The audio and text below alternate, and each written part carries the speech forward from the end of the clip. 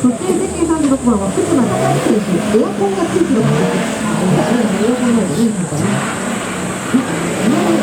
エアコンとかもやばいでいいですよね。今17キロでエアコンなしって売ってる？ないよね。